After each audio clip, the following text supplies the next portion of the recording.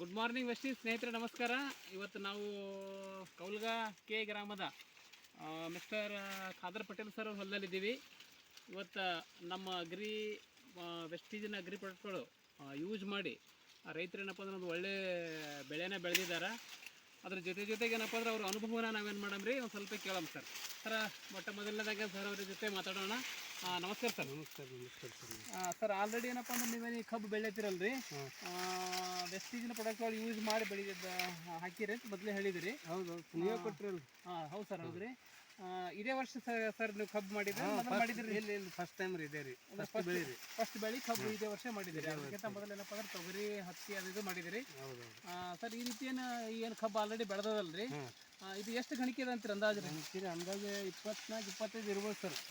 ನೋಡ್ರಿ, 1 2 3 4 5 6 7 8 9 10 11 12 13 14 15 16 17 18 19 20 21 22 23 24 25 26 27 28 ಲಾಸ್ಟ್ ಅದ. 28 ಗಣಿಕೆ ಕಬ್ಬದ ಸರ್. ಅದ್ರ ಜೊತೆಗೆ ಏನಪ್ಪ ಅಂದ್ರೆ ದಪ್ಪನು ಅದ್ರ ಕಬ್ಬರಿ.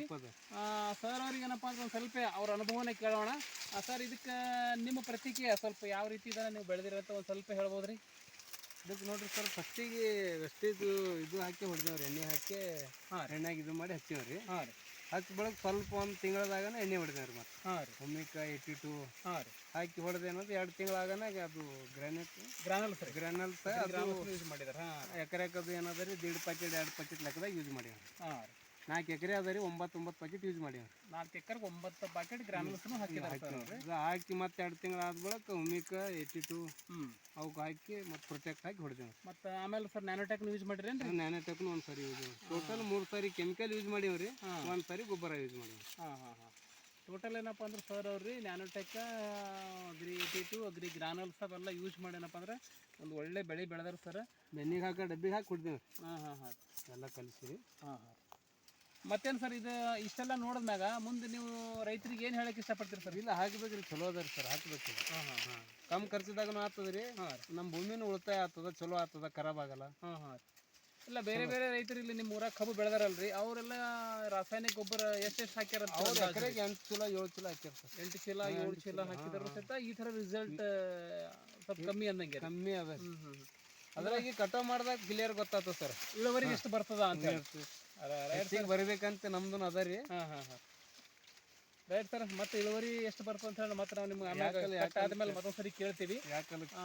ಬಹಳ ಕಡಿಮೆ ಖರ್ಚಿನಿಂದ ಏನಪ್ಪಾ ಅಂದ್ರೆ ಒಂದು ಒಳ್ಳೆ ರಿಸಲ್ಟ್ ಅನ್ನ ಬಂದವ ಸರ್.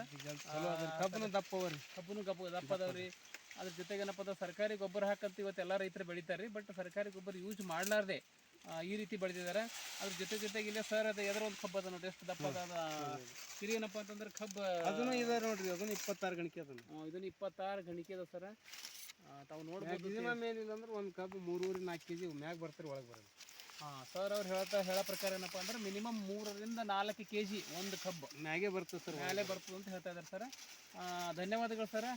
ನೆಕ್ಸ್ಟ್ ಏನಪ್ಪ ಅಂತಂದ್ರೆ ಮತ್ತೆ ನಾವು ಹೆಚ್ಚಿನ ಮಾಹಿತಿ ಬೇಕಾದಾಗ ನಿಮ್ಮ ಮತ್ತೆ ಇದು ಮಾಡ್ತೀವಿ. ಧನ್ಯವಾದ ಸರ್.